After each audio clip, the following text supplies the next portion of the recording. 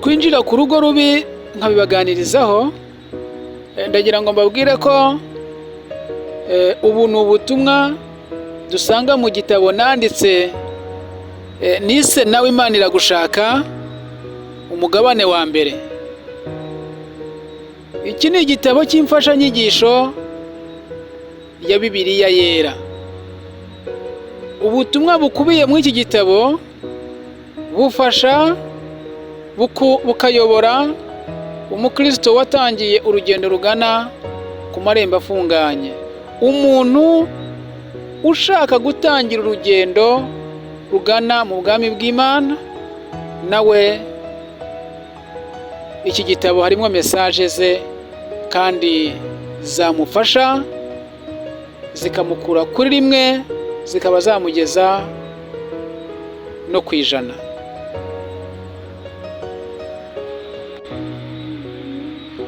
Mu minsi ishize mw'uyu mwaka turi kuvamo, mu kwezi kwa 6 kwa 7, hari umwana umwe witwa Nkoranyamagambo Rwema. Uyu Rwema yavukaga mu muryango muto w'abantu 6, ababyeyi be 2 n'abavandimwe be 3 nawe wa 4. Rwema uyu ni umusore ngira ngo mbagezeho inkuru yeho gato mu gihe tutari twinjira ku byingo. Murahari ko? Nimukomere. Bifurije amahoro y'Imana. Rwema amaze kwigira hejuru, yumvise abaye umusore, imyaka y'ubukuru ayifite, yaje kwegera umubyeyi we abwira se ati, papa, nakuze ndumva nshaka kubaka urugo. Ise aramubwira ati, mwana wanjye, urumva ushaka kubaka urugo?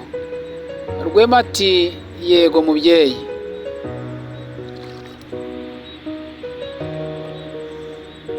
Umubyeyi we yaramwitegereje, arangize aseka igitwenge cya kibyeyi.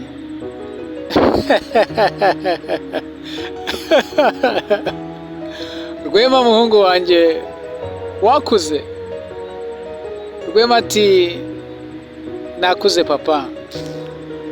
Maze Isa amuhereza umukono, aramubwira ati, nikaze, urisanga, uri hafi kandi ntabwo nzagutererana.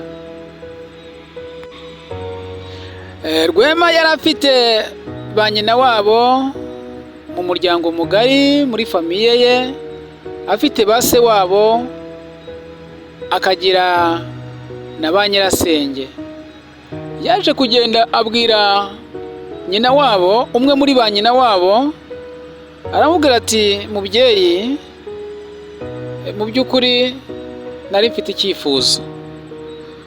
Nyina wabo ati, ni ikihe mwana wacu?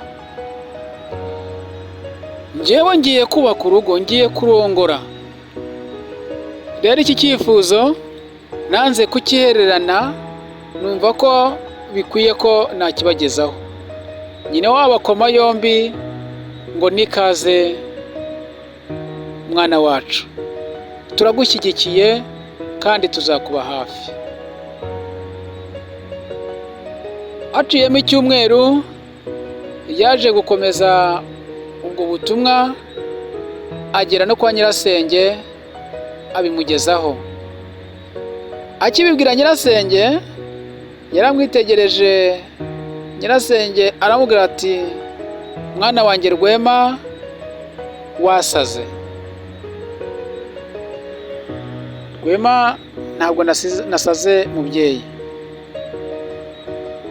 Ati, wowe uratekereza kubaka urugo urinde? Waba uzi umuryango uvukamo? uzi igisekuru ukomokamo?